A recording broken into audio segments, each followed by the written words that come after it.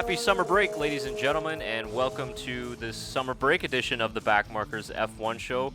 Chris, Tyler, and Shaker all here, and we're excited to do this episode because it's a little bit different than what we normally do.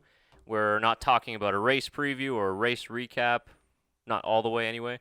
We're answering all of your questions. So you guys submitted a bunch of questions through us on Twitter and on Facebook and on YouTube, and we're going to spend the next half hour or so answering all of your questions. And it should be pretty good. I see there's a lot of questions, so we got a lot to get to. Yeah, pretty impressed of you guys. You have questions pretty much ranging from personal stuff to F1 stuff. It's everywhere. So it's awesome to see you guys are involved with the podcast, and we're excited to give you as many answers as we can. Pretty sure we got them all. If we didn't, don't get offended. Yeah, you can ask more questions on that. We can answer them on the comments. Exactly. And first off, obviously, congratulations to us. We hit 1,000 subscribers, and thank you very much to all of our subscribers and our fans out there. It was obviously a goal of ours when we first started it, and then when we started this season as well. And I think I remember talking to you, Tyler, when we did our very first episode of this season or somewhere around there. Yeah, the goal was 1,000 by summer break. And we hit it. It didn't look like we were going to hit it around May or June. It was pretty slow. The F1 season was kind of boring, and then that man from Holland spiced everything up. Yeah. So, yeah, that's why I bought that hat, was just kind of like a thank you to Verstappen. Yeah, for spicing everything up. Yeah. Bringing F1 back to life. Exactly. So thank you to everyone that subscribed, and we hope that you keep on watching and keep on subscribing. I think now the real work begins now that we got 1,000 subscribers, and we got a lot of great stuff coming out to you guys. And, it's going to be a really good run until the rest of the season. So, before we get into all of your fan questions, we won't do a full breakdown of all the sort of summer news that's been going on. It's been relatively quiet, except for obviously the big story, which was that Pierre Gasly has been demoted back to Toro Rosso, and Alex Albon has been promoted to Red Bull. Yeah, I don't ever trust what Christian Horner is going to say, pretty much is what we get out of that. Because obviously Horner was saying, a month ago maybe? August 6th. August 6th? Not even a month ago. 10 days ago. 12 days ago. We were going to stick with Gasly until the end of the season, right? Is what he said not too long ago. And that was a lie, clearly. But is that really Christian Horner's fault, though, or is it more Helmut Marko? Definitely Helmut. You think? Oh, yeah, for sure. I would think so as well. That's why I think we were wondering about that. When I read that, initially, I was like, that's not really something Red Bull usually does, because Gasly was struggling a lot. Yeah. And for them to just say, yeah, we're just going to keep him in for the rest of the year, I was surprised, and I didn't 100% believe it. Yeah, me either. But then in the recent article that came out on the 6th, I was like, okay, maybe they are going to keep him, because the whole Toro Rosso situation, there isn't one really good, obvious choice. But, yeah, I think like you said, it's Helmut Marko in the background going, we need to make a decision right now. Needs to happen. I mean, the last time they did it worked out really well for them. There's certain Dutchmen still killing it. So that's true. But are you guys? Because I'm surprised that it was Alex Albon that got the seat. I thought it was going to be Daniel Kvyat. I did as well. So that was actually pretty surprising for me as well when I heard about that. I thought it would have been Daniel Kvyat, especially after his Germany performance and how he's been doing the last 6 races or so. So yeah, I thought it was going to be Daniel Kvyat as well. But I mean, no hate on Alex Albon. He still had some very good races. So he has. I think the decision of this goes down to giving a young guy a chance in Alex Albon, and not kind of reverting back to their decision of like, yeah, we kind of screwed up with the Kvyat thing a little bit, so we're bringing him back. Right. Another part might be to get Daniel, who's been in the exact same situation as Pierre Gasly, to help coach and mentor him. That's true. To get back off of that and be a teammate in the sense of helping him regroup mentally. And that could be the only reason why Daniel Kvyat's still with Toro Rosso, is to coach Pierre Gasly and help him through this difficult time that he's facing in his career, because young kid has loads of potential, just hasn't really had that flourish and had that chemistry with the Red Bull car this year. And it's been obvious to everyone. It's been the talking point of the F1 2019 season for Red Bull, other than Max winning, is Pierre not doing, getting absolutely obliterated by his teammates. So it could be a sense of coaching for Danny Kvyat as well, a new role for him. Well, you know what? It'd be one of the stories of the season if Alex Albon does come in at the second half of the season and manage to get more points than Pierre Gasly, and to see Pierre in less races. Yeah, in less races, and to see Pierre Gasly actually do a better performance at Toro Rosso. in that car because he used pretty much the same car last year, right? Still using the same Honda engine and everything. So. Yeah. And we also don't know with Kvyat as well, what role did he play in the decision? Maybe he doesn't really want to go back to Red Bull at this moment. He just had a child. Things are really looking good in his career. Does he really want to go back into that pressure cooker situation? Yeah. And if he doesn't perform right away, people are going to start talking again. There comes that pressure. He starts making more mistakes. So maybe at this point in Kvyat's career, he's just happy to be back in F1 and wants to have a full season with Toro Rosso to kind of gain back that confidence, which he already has, and he's driven really well this year. So maybe that's a part of it, although I do think that he probably was looking to that Red Bull seat. But it was a tough situation like you touched on. Did they really want to go back to Kvyat again and go through all that? But I still think that Red Bull is taking a huge gamble with putting Albon in because they just made the same move they did last year, promoting the young, inexperienced driver who, yes, has a lot of potential, has a lot of talent, but as much of the positive things we say about Albon this year, we said the same thing about Gasly last year, and then look at how it turned out, right? Yeah, that's true. So this is a big gamble for Red Bull, but I think we're all cheering for Alex Albon to hopefully do really well. And Pierre Gasly. And Gasly as well, yeah. And to figure that out again, you know, just to get his rhythm back. And yeah. He is a talented driver. He seems like a nice guy as well. And he's still in F1, so it's not the end of the world. And this is probably actually good for him because now the pressure's off. He can just drive the car. His car, like you said, is probably a lot more suited to him because, you know, he was just driving it last year. So this could actually be something good for Pierre Gasly in the future of his career, and he's still in the sport. So definitely not the end of the world, but Red Bull had to make a choice because they were losing money. They were losing position in the standings. But now you're Alex Albon going in against Max Verstappen. You got a huge task ahead of you because that guy is on fire right now. And Albon, he's such a nice guy. I don't know if he's maybe too nice for the Red Bull program and for being a teammate with Max Verstappen, but maybe he'll find that edge that we haven't really seen so far in the 2019 season. He's in a race-winning car now. So. Yeah, and maybe the role will suit him better, though. Instead of challenging your teammate in the other car, he can provide more of a support role for Max Verstappen as well. Yeah. Which is kind of more what he needs right now, and he was missing at the first half of the season as well. So. Yeah, I think that they absolutely need that second Red Bull to be fighting in the top four. Yeah. Because they've been in situations this season where they really needed that second car to help with strategy. Yeah. So let's hope that Albon can provide that. But time will tell whether Red Bull made the right decision or not. But they were kind of in a tough situation because they needed to make a call in the middle of this season because of the amount of ground that they were losing. And, of course, we covered all the silly season rumors of Hülkenberg maybe to Red Bull. Alonso's name has been thrown around multiple times linked with Red Bull. So they just couldn't wait until the end of the season because it didn't really look like Gasly was going to all of a sudden find this pace that we've been looking for through 12 races. So, yeah, we'll see what happens. Let us know what you guys think about the Gasly-Albon situation, the whole Red Bull situation in the comments below, and if it was the right decision and your opinion on it. We'd love to hear from you guys as usual. For sure. All right, so we can get into our fan questions.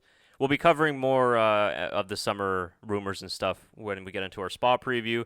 And who knows, we're still waiting on that Mercedes decision. So still waiting on the domino to fall. Yeah. We thought this kind of screws up the domino effect a little bit because, you know, maybe this whole Red Bull seat was going to be it. But clearly it isn't because it's just a swap of seats. So now it's the domino's tilting a little bit, but it's not ready to fall just yet. Hasn't opened the floodgates just yet. Okay, so we'll get into our fan questions now. And like Tyler mentioned, if we did miss your question, which I think we've mostly got everybody, but if we happen to miss it, then we'll answer it in there in the comments or in future shows. So let's start off. This question comes from Junkbox on YouTube. And this is actually an older question that I had screenshotted, just we never got to answer, because it's a little bit weird sometimes answering a more personal question in the comments. So I felt like it's easier to do it this way. But Junkbox on YouTube asks, how do you guys know each other? Why did you decide to start a podcast? This is a triple question. And what is the hardest thing about making a podcast? Good question. Well, we all met through, a long story between Shaker and I, but we won't get into that. It's too complicated. It was a romantic Tyler night. and I actually met in the bathroom of our college. That's true. That is very true. Hey, man, keep it clean. It was actually very clean. It was, washing our hands. No, but we all met through college, went to the same program, Algonquin College, represent. One of the best colleges in Canada. You won't believe it. Yeah. Yeah. But we all met through there, and we became friends throughout the 2-year program that was there, and I mean, we were taking television broadcasting, and we're kind of all into sports, and yeah, it just worked out really well. Yeah, we had to do a lot of studio shows. I mean, kind of similar to this, obviously. When you spend 60 hours together for 2 years, you learn 60 hours a week. A week, sorry, Yeah. that's what I meant, Yeah. yeah, not over 2 years. 60 hours a week, it's a grind, but that's how we met and how we became friends, pretty much. Yep. Yeah. Me and you, Tyler, we did a lot of commentary on local sports as well, doing That's right. soccer, hockey. Well, it was through school and then just some local In stuff as general. well. So yeah, Okay. that's how we kind of Basketball, gelled. volleyball. Yeah, that was fun. But yeah, so sorry, similar to the podcast, but you guys were doing more of the commentary and play-by-play, where I was more behind the scenes doing a lot of the technical stuff, which I've been kind of doing here, and that's kind of how the podcast came to be. Where And then I was originally asked on to just do the technical and then you became a star. Yeah, Shaker the Star. I still remember that, like, the first episode. Yeah, that was the original idea. I texted you about starting one. I think like late near Christmas. I think it was 2017. Yeah. We're like, well, let's start a F1 podcast, and then I met up with you, and because he's such a great technical assist, and he knows and understands all the stuff. So, but then first episode, we just start recording, and this guy is just jumping chiming in. He chiming didn't even have a in. mic. He didn't even have a mic. No. He's still chiming in. and we're like, okay, we got to get this guy a mic, Yeah. and then it became a triple star show here. Yeah. Yeah. So, I mean, I learned barely knew anything about F1 before we started the podcast, but I think I've told these guys before, like the fact that we talk about it so much and doing the podcast, you kind of pick up on things here and there. And then my two other buddies have been huge fans of F1, and so I used to hear about it here and there. So coming into learning about F1, it was kind of, I knew a lot about Red Bull and Ferrari, and obviously Mercedes domination, and kind of learned more from there. So yeah, and I think that kind of the way that the broadcasting industry is now, it's a lot tougher to get in and get your start when you're young. So we figure might as well do it ourselves and work for ourselves instead. And it's been a lot of fun, and we're really, really enjoying it. And just like being able to talk, I mean, you watch Sky Sports and you watch these guys do their analysis, and you're like, shit, like I wish I could do that. Well, that's why YouTube is around, and we can do that now. So that's been a lot of fun. And then the last part of that question, what do you guys find the hardest part about doing a podcast? I don't know about you guys. I think this is a unanimous decision, but it's getting together. I mean, we all work full-time jobs. I have 3 jobs. I know you guys have lots of commitments as well. So just finding the time to, get 2 hours in a week, if it's a double-header week, 4 hours. Yeah, 4 hours 2 in a week. episodes to set up and, do the podcast. It's tough. It's tough to find that exact kind of niche time for everyone. But we make it work. We make sure we're all committed. That's where, in some weeks where we will only be the two of us, and I think there's been a few times where Chris has just gone on by himself to do it. So, Talking to myself. Talking to yourself. So, yeah, like it's commitment. You really got to stick by it and try to find the time to meet together. And, sometimes it doesn't happen. And so, yeah.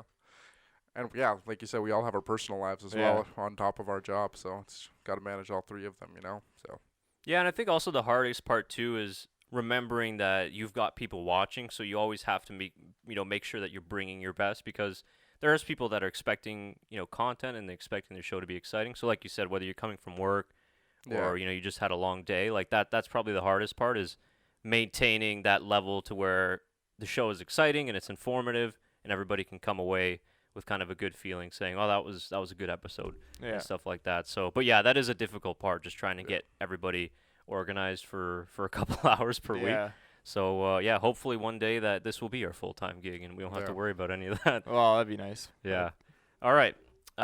So second question. This was actually an interesting question. I'm curious to see what you guys thought. At Cameron Cole on Twitter asks, looking back on last season, if Ferrari had put Kimi on the better strategy, would he have won the World Championship? Still made 12 podiums, even though he wasn't on the best strategies. Very good question. Yeah. I have to go back to last year. That's a long ways away. I don't remember what I had yesterday for lunch. That's very interesting, because obviously we know Kimi Räikkönen, what he's doing in Alpha this year is phenomenal. And how good of a race car driver he is, a former world champion and everything. I think, last year was probably his closest fight to Vettel. He finally got his race win. It was consistent on podiums, as you mentioned, 12 of them in 21 races. Had more than Vettel. Did he? Oh, there you go. Wow. You know what? I think if he didn't get screwed, he could have been a world champion. He could have been a world champion, or fairly close. Actually, Yeah, no, I would say world champion. He was pretty close last year till towards the end there. But yeah, till Ferrari kind of crapped the bed. I think I would agree because Kimi was more consistent than Sebastian Vettel was. I mean, he didn't really make too many mistakes. He didn't spin out like Vettel did in multiple occasions. And absolutely, it started really at the beginning of the year. If you guys remember the first race in Australia, he got screwed by the strategy, and then it just snowballed from there. But when you look at it, Vettel finished P2 in the driver's standings. Kimi was P3. He won the race in the United States, of course. Could have won in Monza after he took pole. So I absolutely think that he could have, at the very least, challenged Lewis Hamilton. Yeah. And it kind of makes you remember back to 2018 how much Ferrari shit the bed because both drivers finishing in the top 3, they took multiple wins, multiple pole positions, and early in the season they looked like they were the main title contender, and then it just all fell apart after the summer break. So I think that kind of carried over into 2019 for Ferrari because they've been struggling since then. It's raining pretty bad. It is raining. I was like, what is going on out there? Ladies and gentlemen, it is raining. It is raining. Got a rain Put the delay inters here. on. Yeah, put the inters on. Inters. Full wets, actually, I think. It is. It's going pretty good out there. Yeah. Sorry to cut you off. No, it's all right. Mesmerized. So absolutely, I think that he definitely would have been a title challenger, and he's been driving great this season as well. So it's a shame that Ferrari had to, but I mean, Ferrari's been doing that for ever. Forever. Yeah.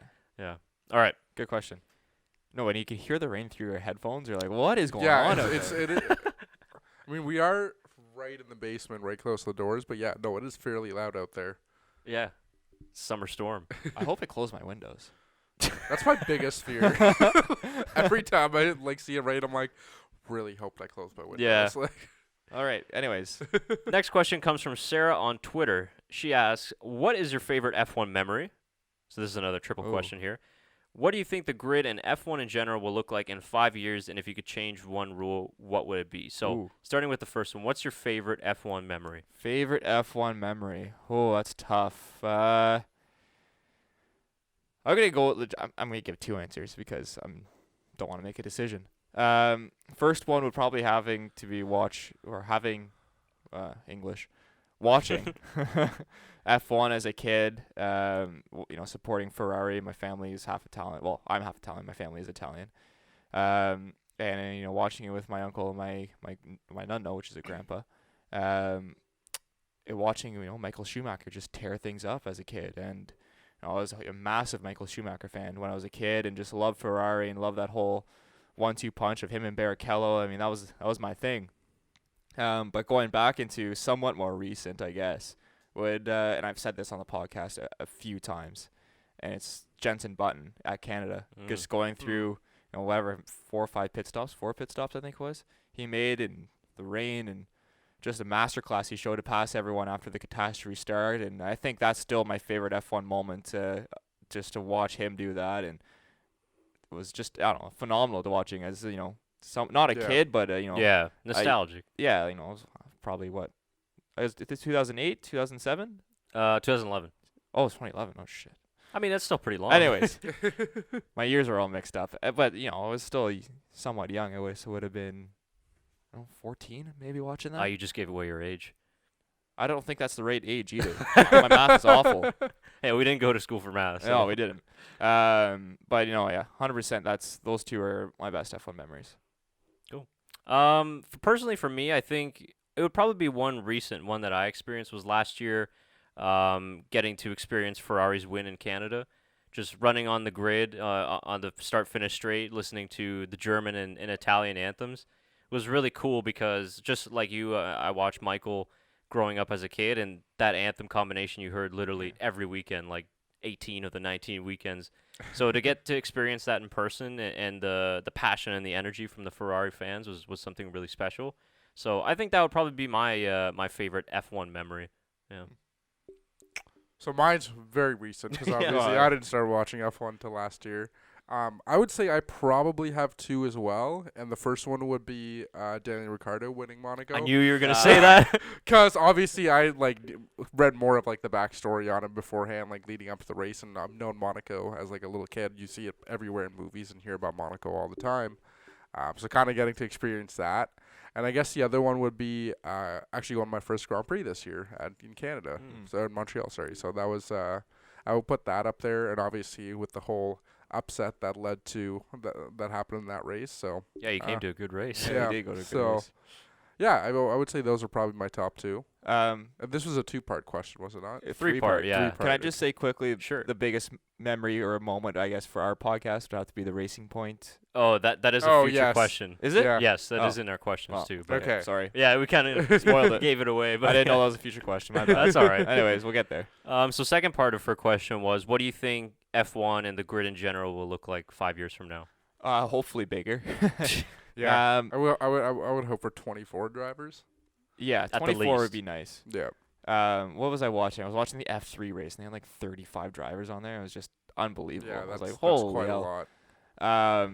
But no, watching. I think we're gonna see a lot of the same names in 5 years from now. It's a massive young core that's coming up through F1. So I think a lot of these names you're gonna see and learn for a long, long time and get a real I don't know, emotional attachment to those names. Mm-hmm. And you'll want to see them progress and do well. You're gonna have your veterans that retire, right? You know, Vettel, Hamilton, Raikkonen, Kubica probably. I mean, I actually don't see Kubica in F1 after this year. No, neither do Fair enough. I. But you know those Yeah. older names, and you'll see those young names. You know, Charles Leclerc, Pierre Gasly, Alex Albon, Lando Norris, Max Verstappen, and many others that I haven't mentioned. Will be the mainstays and the ones that will lead F1 to hopefully what is greener pastures. Are we going to see Mick Schumacher in 4 to 5 years in F1?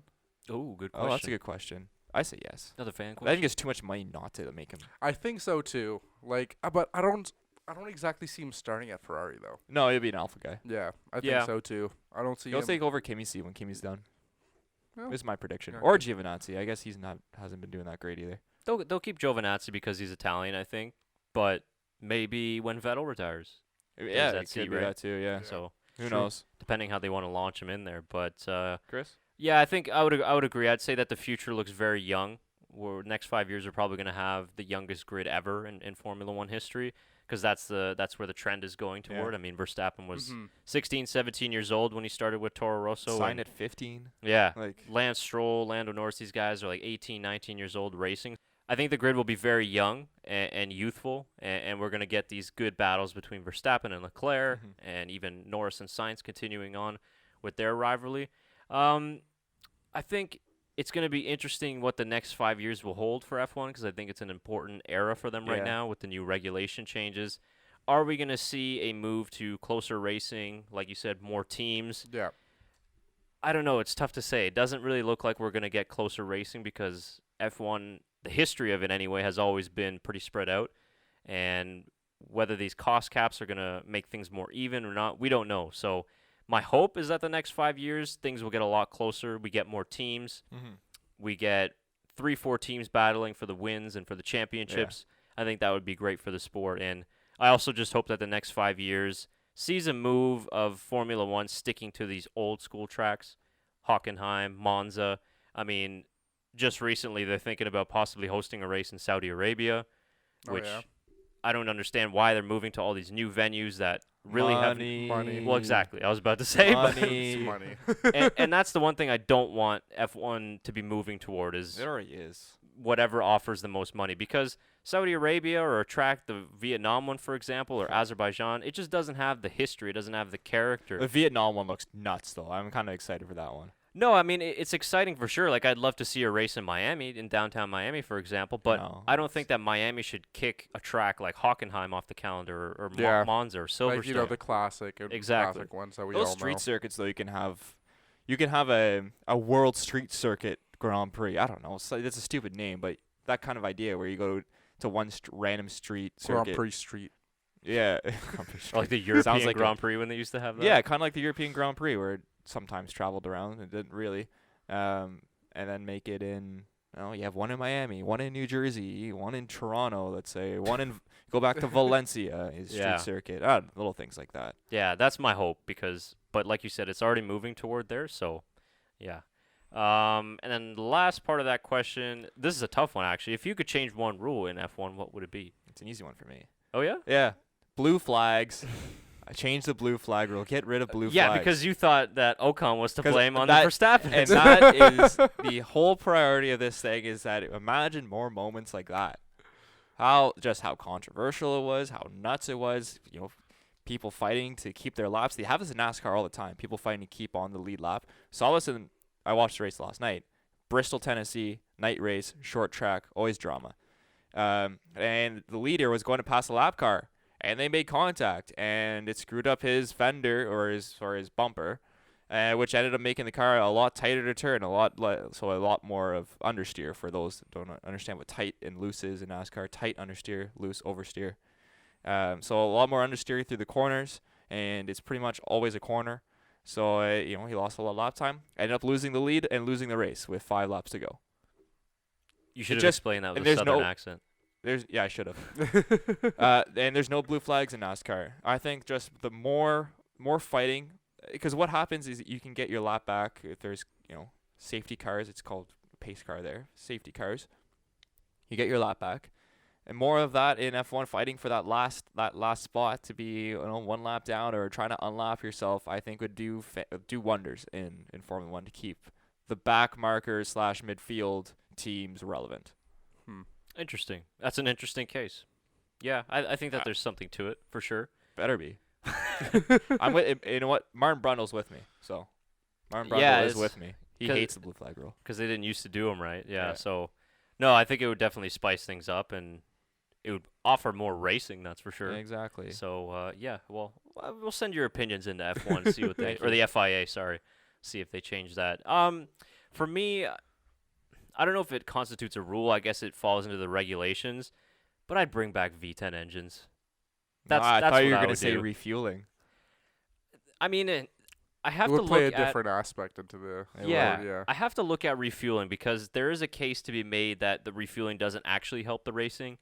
Yeah, so I looked at a couple of cases where people were saying that refueling actually wouldn't really help improve racing. Right.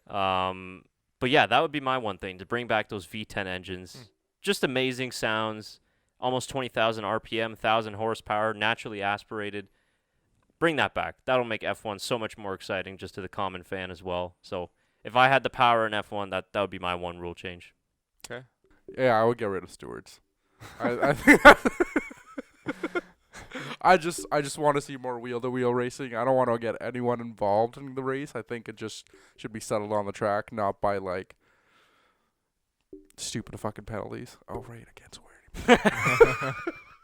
We'll bleep that You're out, so Shaker. upset over that Canada thing. We'll bleep right? that out, Shaker. Yeah, fair enough.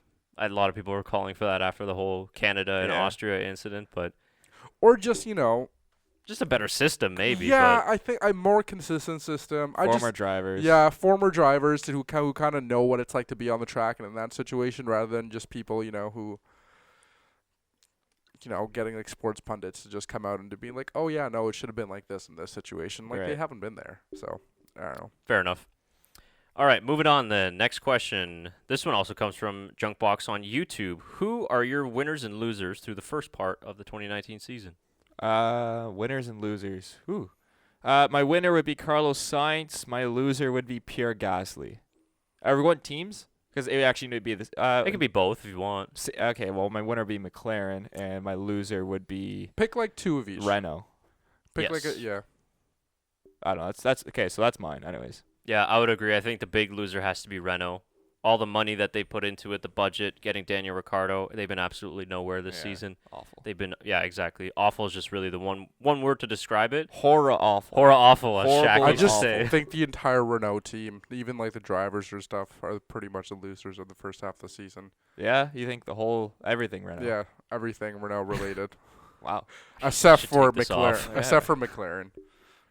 Yeah, they would have to be my winner, too. Yeah, I think McLaren would be my winner. Ah, unanimous. Yeah. Well, another obvious winner, Max Verstappen. Yeah. Yeah. I mean, that one's a but given, though.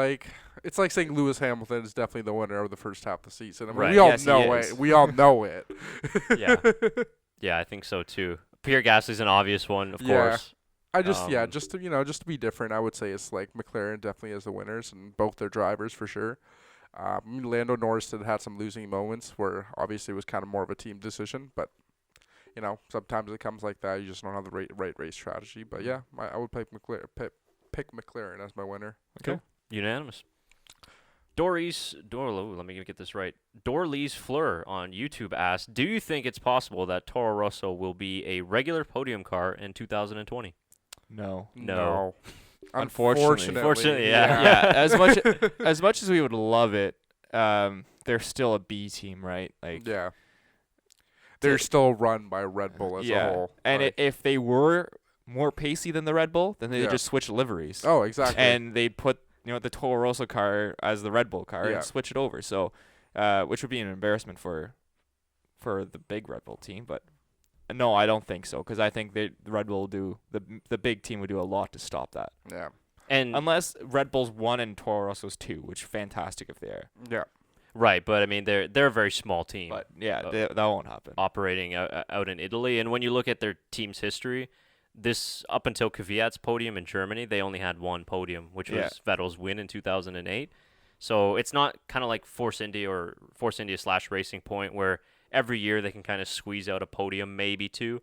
Yeah. Toro Rosso, it's kind of a once in a million crazy type race where they'll score a podium. So they're a really good midfield team, and they've done a lot of great work with Honda, which is setting up the success for Red Bull this season. So I think they're just going to be, like you said, that consistently good B team, still funneling through this whole Red Bull driver academy for the big Red Bull team. It's like Alfa Romeo as well, realistically. They're starting to be that, yeah. So unfortunately, no, we don't think that will happen.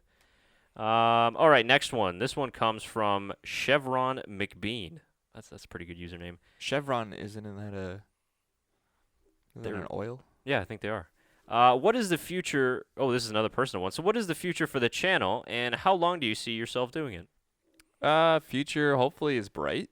Yeah. I mean, things are looking pretty well. Consistently, hopefully giving, guys as much content as we can, and we want to do this as long as we can. I'm speaking for you guys, but no, that's I just enjoy my doing personal it. I opinion. want to do it as long as we can. Yeah. As long as we're all in the same city, I'm pretty sure we can see this podcast going on. Yeah, for sure. I think it's been a success in the year and a half so far, and it's only been a year and a half. This is still a young show, so bring you guys as much content and as much as we can, and just continue the grind, as they say. Yeah, I think we'll keep going until Formula One hires us, right? Yeah.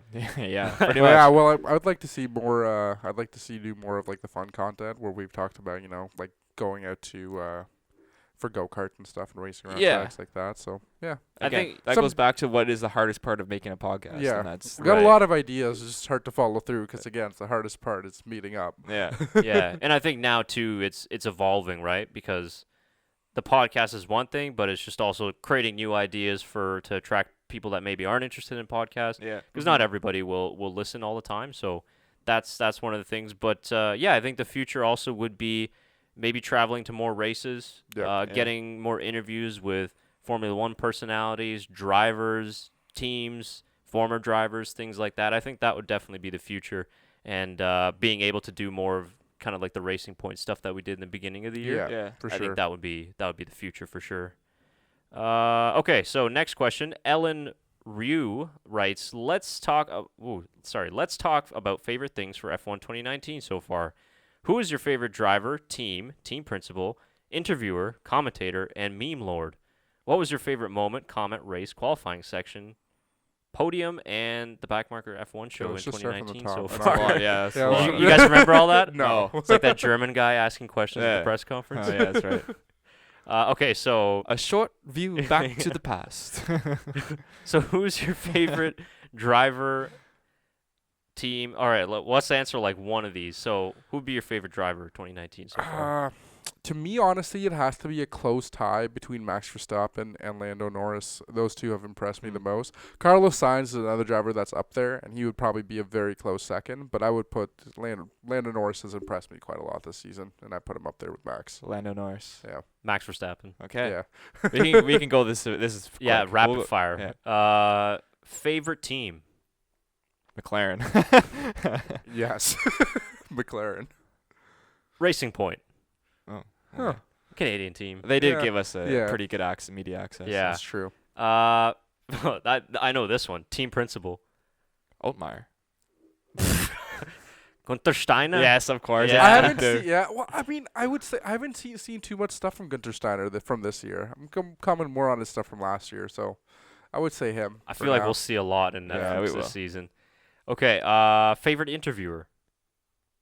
Interviewee or interviewer. Interviewer. Is that include? I guess no. Well, no, I'm gonna go Paul DeResta. Just because I like Paul DeResta. I love his stuff. His SkyPad. I know he's not. He interviews sometimes, but I'm going Paul DeResta. Will Buxton. Oh, he's Guy's good. great. Yeah, he's good. You're right. I'd go with Paul DeResta. I like his analysis and stuff too. Favorite commentator? Crofty, just because I he think, messes up Friend of the show. No. like Racing Point every time. Yeah, man. friend of the show, Crofty. Yeah. And also Martin Brundle. I've always Yeah. been a huge fan of Yeah. Brundle Yeah, same. since a long, long time ago. And favorite meme lord? Lando Lando Norris. Norris. Yes. That was an Lando obvious Norris. one. Yeah. Lando Norris and Daniel Ricciardo. That I have to- question was yeah. set up for Lando Norris. Yeah. Meme Lord. That is Lando Norris. He's got That's the his name. best responses, but I think Daniel Ricciardo has the best original content. Oh, I think so. He's He's amazing too. That would be the future of the channel. Daniel Ricciardo as co-host. if that Renault those two thing on at the doesn't same work out. time. Like Yeah. you guys have seen the what do you call it? The press conference. I think I forget which race Yeah. it was with Yeah. Lando Norris and all Daniel about Ricciardo. pubes. It was great, man. Okay, so what is your favorite moment? I guess the question is basically, what's your favorite moment of our show in 2019? For me, it's got to be interviewing Crofty, just because how cool that was. You guys were very grateful to let me do that, so thank you. You guys 100% could have done it as well. But no, that's got to be my favorite part. I would agree too. I think it was really cool. Even though you Yeah. did the interview, I still thought it was my favorite moment too. Yeah. But the whole Racing Point trip, if you guys are new to our show and didn't see it, we went to the Racing Point launch back in February, which is on the homepage of our channel. So check those videos out. And yeah, Tyler did a great interview with David Croft, and just the whole experience, just being Yeah. around the Yeah, it car was so close, Very Yeah, it was pretty cool. seeing very Lance posh. and Sergio. Yeah. Very posh. Yeah, I Very think cool. that was definitely the highlight of 2019. Personally, for me, it was actually doing the video last year in 2018 when we went on to with the Montreal Oh, Grand Prix yeah. track. Yeah, that was And I fun got to too. drive it. I wish I got to drive it faster, but it was Pretty still a jealous. fun experience overall. We pushed it a little bit. So, all right. Next question comes from Muse for Games. What car manufacturer team would you like to see in F1? Personally, I would love to see Porsche or Aston Martin have their own team. Great. That's a good question. You talk about this all the time. I do talk about this all the time because it just bugs the crap out of me.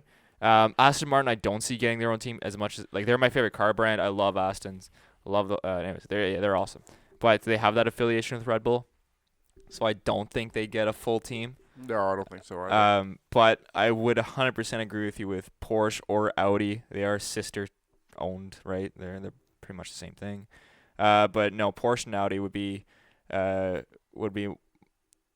I think that would be my main one. I'd like to see an F1 along with Jaguar. I'd like to see them give it another crack, considering that they have their Formula E team. Their marketing's doing a lot better with their road cars again, and try to push those. So, I also love Jaguar as well. It's another one of my favorite car brands. My favorite affordable car brand, you could say. So yeah, Jaguar or Porsche/Audi. That's a good one. Personally, for me, it'd probably be Audi or BMW. Yeah. Das Auto, you know what I'm saying? I think that they got to be like BMW used to be in Formula One with the Williams. Yep. What was that, like 10, 15 years ago? Not even. Yeah, it was fairly recent still, early 2000s. Maybe 10 years ago, I think. Yeah. I think there were BMW Sauber as Yep. well with Kubica. So I'd love to see BMW back or a big company like Audi as well. But I'd also love to see Porsche. Porsche is another great one, I think. And they were close to maybe dipping into F1 for 2021, but it doesn't look like it's going to happen. So I do agree, though. I don't think Aston Martin, they're focusing more on Le Mans and the WEC entry, so I don't think they'll move into F1. They're a great title partner with Red Bull, though. Yeah. My top choice for a team entering into into F1 would be BMW for sure, and Porsche. What I actually really want to see and what I want the most is McLaren to make their own engine for their company. That would be something I would really want, rather than them using a Renault engine. Good point, Shaker. Yeah, Good point. I like that. Just everything in-house in Yeah, McLaren. I would much rather see that. Like, like sooner rather than like later. they can do it. Yeah, they make unreal engines. That's what I mean. It's a big possibility. And McLaren's one of my favorite car manufacturers. Probably, I'm personally a huge Nissan fan just because I love the Skyline growing up. But yeah, McLaren would probably be my favorite supercar brand, to be honest, if I put it up there. I mean, They're gorgeous. yeah. So I would love to see them make their own engine and win the race in house, like you said. So Cool. Fair enough. All right, last three here. So we got Stefan Kawa on YouTube. Hi, guys. I'm a fan of the sport since the early 90s, and I'm wondering, do you agree with me that we are witnessing one of the all-time greats in the sports as a whole, and Formula One in particular, with Mr. Lewis Hamilton? I'm aware that he's in a team that is operating like a Swiss clock, that's for sure. Very true. And he is fortunate to drive their cars, but Lewis really is something special. Great channel, and keep up the good work, and greetings from a Dutchie. Shout out to Holland. Thank you very much. Shout out to you as well.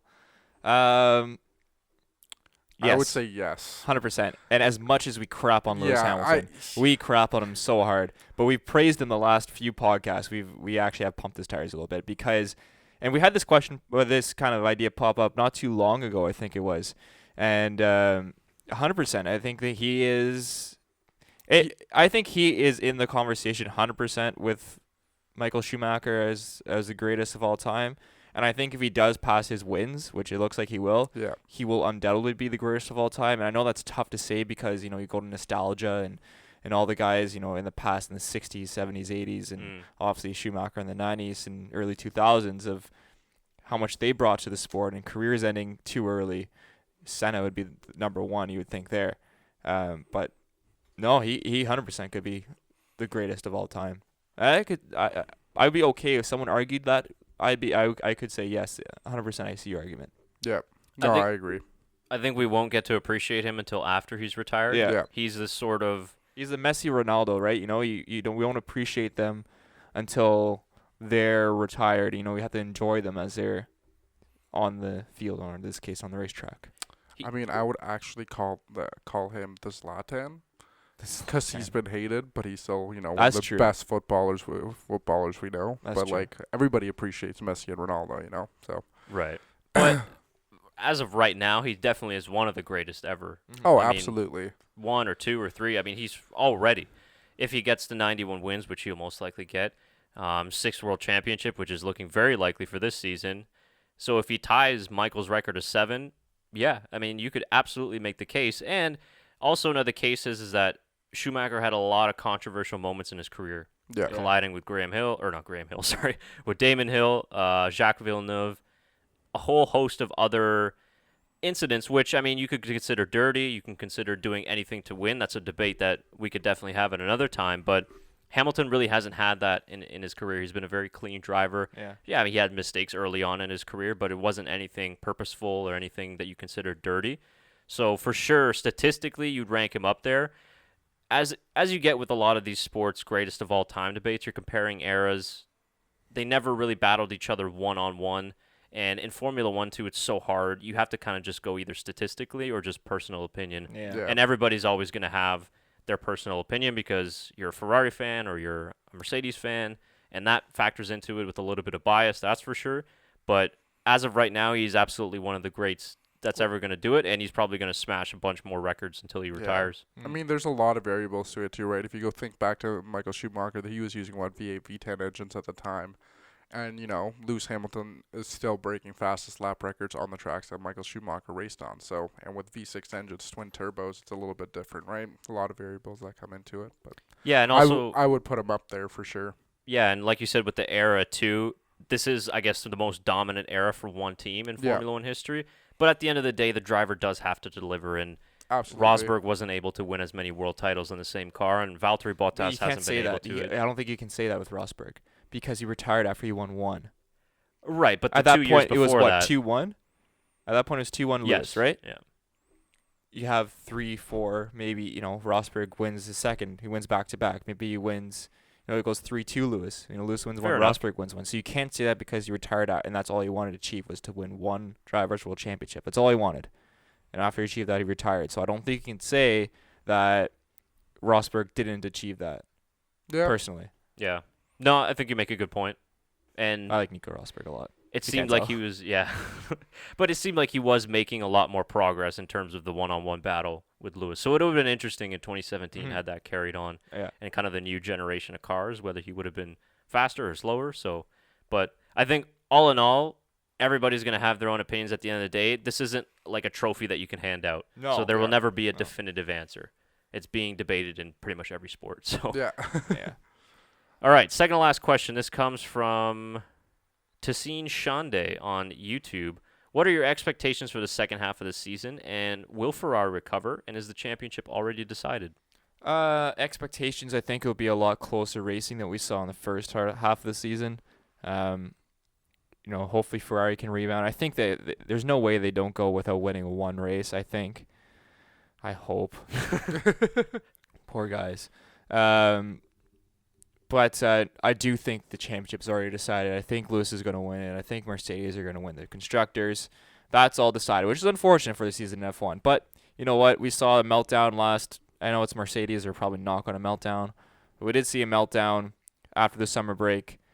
And it's kind of like another half of the season. Maybe Ferrari come with some stupid upgrades and go crazy. Or same with Red Bull, right? But I think we're going to see a lot closer racing, as I mentioned. More variety than the first half of winners. But still, Mercedes will win in general. I would agree. I think you're going to see Mercedes win the majority of the races from now until Abu Dhabi. But I do think that we are going to get a lot closer at the front. And like we've seen Red Bull win a couple races, I think the next two races, Ferrari has a chance to at least win one of those. I think they're more of the favorites in Monza, which we'll get into once we get back from the summer break. But I think that we'll have a lot more entertaining races to talk about like we did to finish off heading into the summer break. And what I expect, too, is Red Bull really pushing for 2020 in this last half of the season. Yeah. Not just in the factory, but also in the track. So getting more race victories, hopefully getting Alex Albon up there on the podium as well, and Red Bull securing that second in the championship would be huge for them going into the 2020 season. Yeah, I mean, like you said, I'm hoping and I believe that Red Bull is going to have a better second half of the season with Alex Albon compared to Pierre Gasly. But, I mean, we'll all see what it comes down to. I think McLaren is going to have a very interesting second half of the season with both Lando Norris and Carlos Sainz are going to be the big ones. The one thing I really hope and I think is going to happen is Racing Point is actually going to be making more of a push for the battle of the rest. I think it's pretty much set in stone with the McLaren being the best of the rest, but I think they're still going to make a pretty big push for it. And Mercedes will continue how they are, and I really do hope Ferrari does make a comeback. I think I agree with a lot of parts of what I agree with a lot of parts what you said. I think they might get some upgrades in their car. They have the entire summer to work on it now, have some time off, and I think we can see a rejuvenated Sebastian Vettel and Charles Leclerc after the summer break. So it would make the narrative going to 2020 a lot nicer too if Ferrari pushed and Red Bull pushed and like, okay, now we have three again. Yeah. Right.